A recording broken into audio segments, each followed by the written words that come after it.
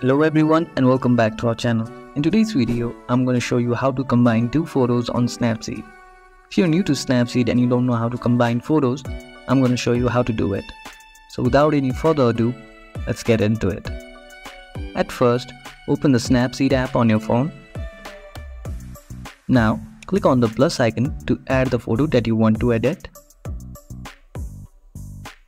I'll choose this photo. Now, to add another photo, click on Tools at the bottom menu and now scroll a bit and you'll see double exposure option. Click on it. Now click here to add another photo. For now, I'll choose this photo and now I'm gonna adjust it the way I like it. And once you're happy with your photo, click here to save changes. And as you can see, both of our photos are added. And just like that, we have combined two photos in Snapseed. If you found this video helpful, don't forget to give this video a thumbs up and subscribe to our channel for more tutorials like this.